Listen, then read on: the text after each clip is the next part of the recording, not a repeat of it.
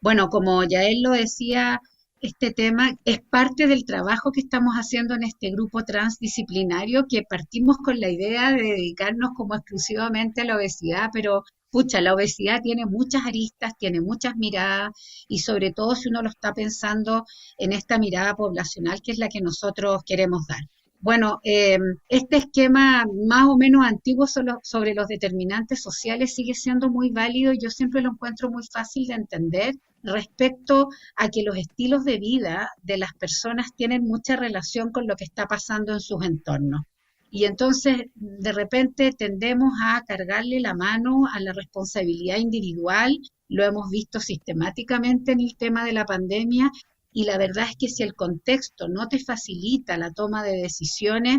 de ninguna manera podríamos responsabilizar a los individuos por no tomar las decisiones que consideramos más correctas o más acertadas. En ese sentido, Chile tiene un estudio realizado por académicos de la Universidad de Chile, algunos de los cuales están presentes, respecto a cómo se observa o cuál es la propuesta de sistema alimentario para nuestro país. Y justamente esta propuesta recaba la mirada desde los determinantes sociales y también desde el derecho a la alimentación y muestra un conjunto de ambientes que están incidiendo sobre las decisiones de los individuos, el ambiente institucional, ya sea escuela o trabajo, el ambiente doméstico, el hogar por supuesto muy relevante, el espacio público, tanto en términos de la venta callejera como también de la oferta, múltiple oferta que hoy día tenemos desde pequeños negocios hasta grandes negocios. Y bueno, si uno mira cada vez más afuera, nuestros tratados internacionales de libre comercio también inciden en las decisiones que estamos tomando y sin duda la cultura alimentaria, aunque a veces queda escondida y un poco tapada por toda esta presión externa que hay sobre la conducta alimentaria. Cuando miramos la relevancia de incorporar el derecho a la alimentación en la Constitución, hoy día vivimos lo que hemos llamado, lo que se ha llamado la literatura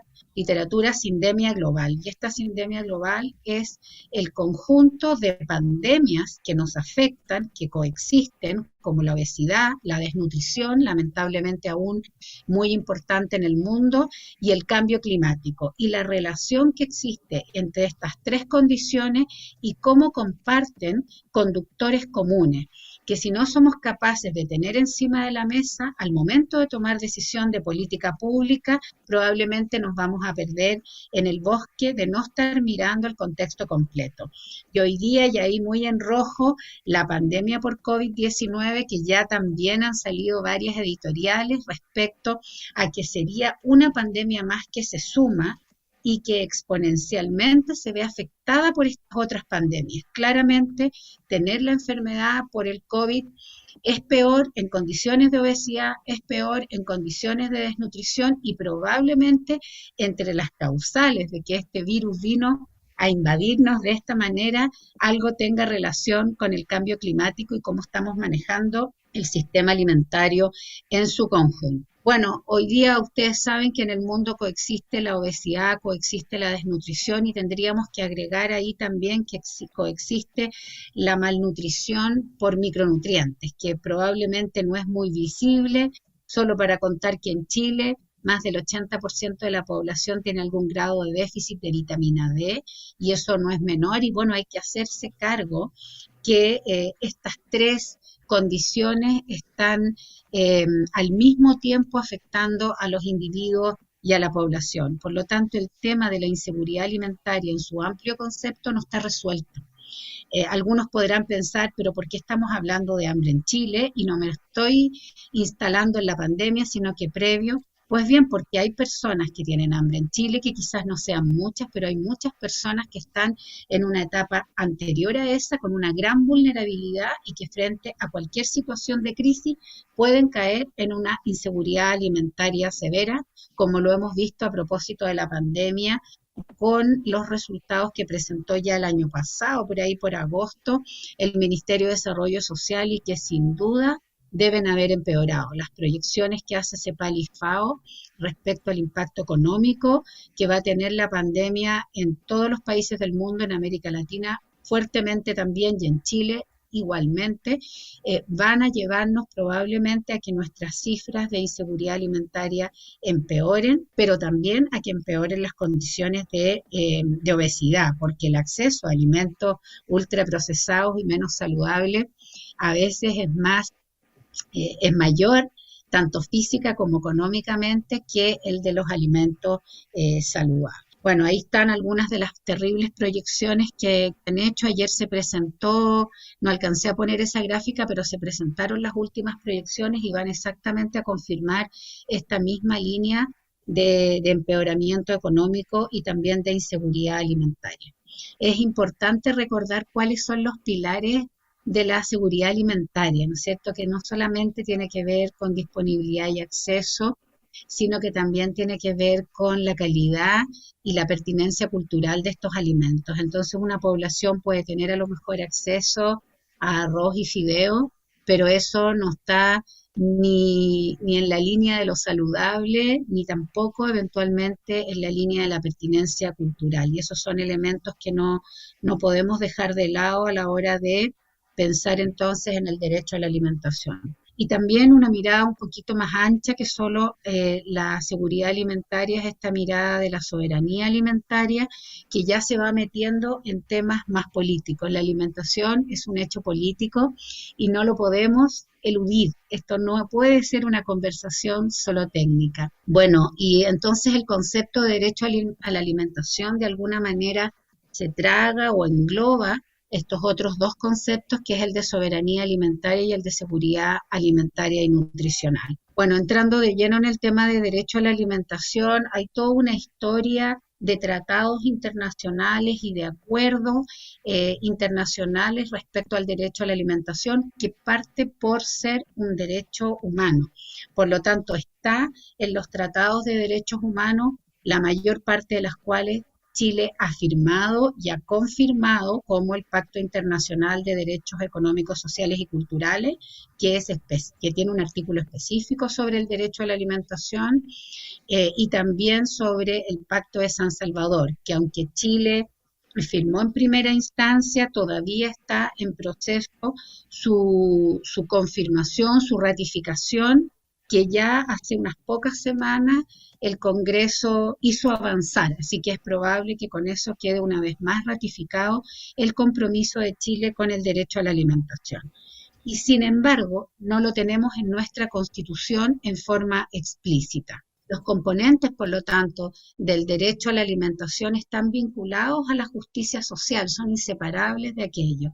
y tienen relación, como ya decía, con disponibilidad, con acceso, con estabilidad, con sostenibilidad. Ahí se empiezan como ustedes ven, a integrar los conceptos de seguridad y soberanía, y con adecuación entonces a las características y preferencias, las características culturales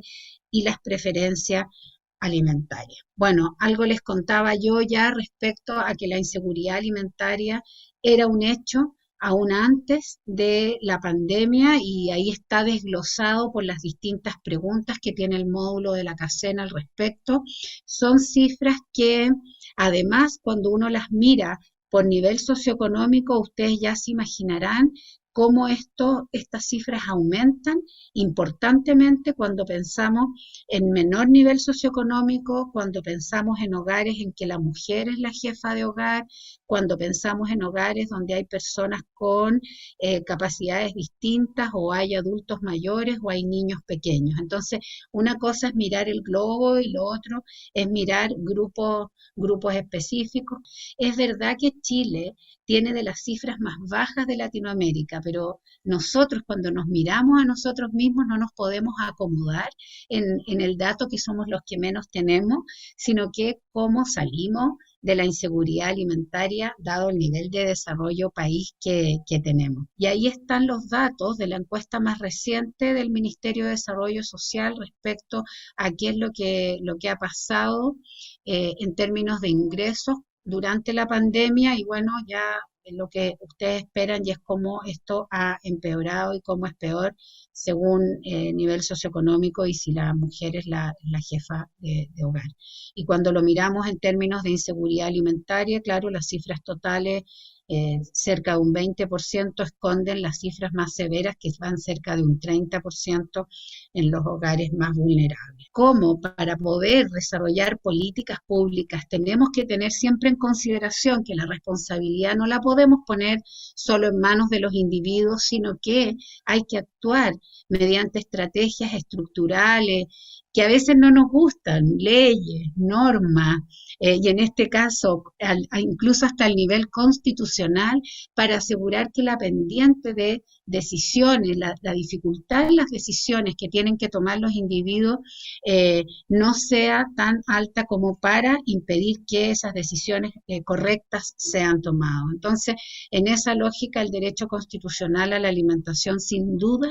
es una política estructural que sienta bases. No es suficiente. Sin duda, después de esto vamos a tener que avanzar en una ley marco que permita su ejecución y las leyes tampoco son implementables así nomás, entonces habrá que avanzar en reglamentos, en políticas, en programas que sean concordantes con ese derecho. Sin embargo, el tenerlo en la Constitución permite, por un lado, que sea judicializable y por otro lado, le impone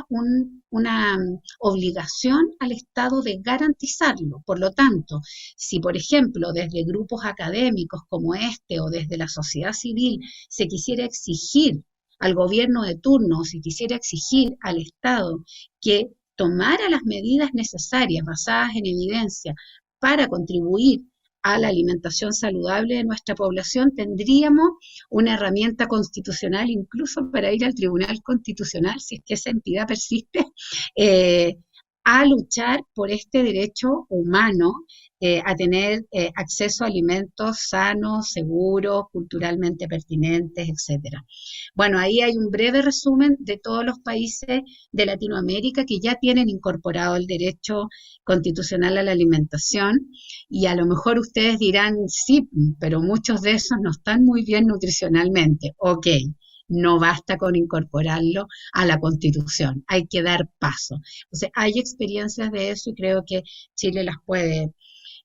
puede copiar. Entonces, bueno, solamente para ir terminando, la respuesta a los problemas en el ámbito de alimentación y nutrición no pueden olvidar los determinantes sociales, no pueden olvidar los ambientes alimentarios que rodean a las personas y por lo tanto trae a la memoria la propuesta de la Organización Mundial de la Salud de salud en todas las políticas, ¿no es cierto? No podemos pensar en un desarrollo urbano o en un desarrollo económico sin tener encima de la mesa el impacto que podrían tener esas políticas en los temas de salud y en los temas, en nuestro caso, de alimentación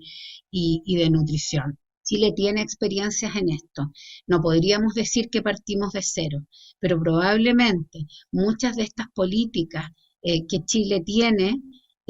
hoy día nos quedan cortas y son insuficientes y a lo mejor también habrían sido más fáciles de llevar adelante, no nos habríamos demorado 10 años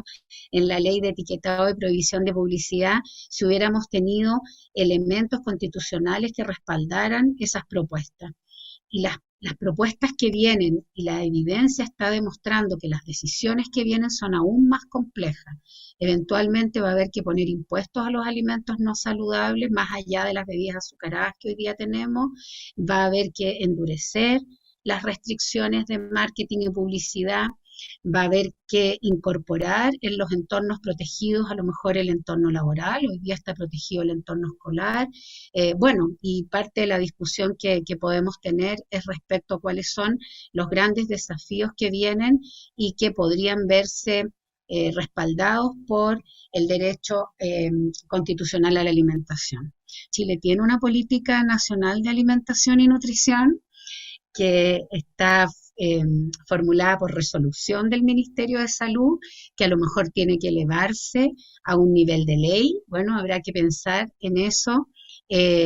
donde están rescatadas la mayor parte de las temáticas que hoy día hemos hablado: derecho a la alimentación, seguridad alimentaria,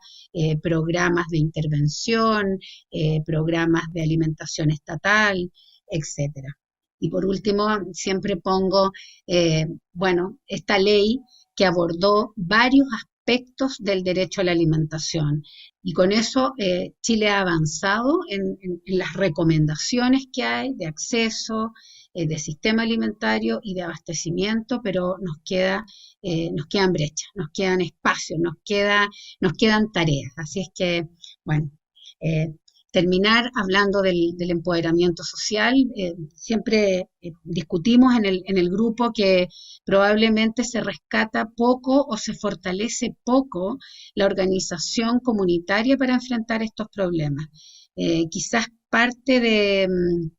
de las estrategias, por ejemplo, para combatir el hambre en pandemia podría haber sido apoyar con más fuerza la, la respuesta comunitaria. Algunos municipios lo hicieron y parte de sus recursos fueron destinados a apoyar estas estrategias, pero al menos yo siento, es una opinión personal, que no se le dio suficiente relevancia a esta respuesta, y en cambio cuando uno le pregunta, desde lo político digo, uno le pregunta a las comunidades lo sienten como un elemento que ha permitido combatir el estrés alimentario, por llamarlo así, durante el confinamiento, durante la pandemia, y a propósito de las medidas sanitarias para prevenir el contagio. Así es que el llamado es a que nos unamos para impulsar el derecho a la alimentación y su incorporación constitucional, y eso va a requerir probablemente un lobby político ahí con los constituyentes elegidos para que lo pongan como un tema más de los múltiples temas que han surgido para incorporar a la Constitución, y que no está desvinculado de otros temas como la discusión del derecho al agua, a la tierra, a la semilla, a un medio ambiente sano, etc.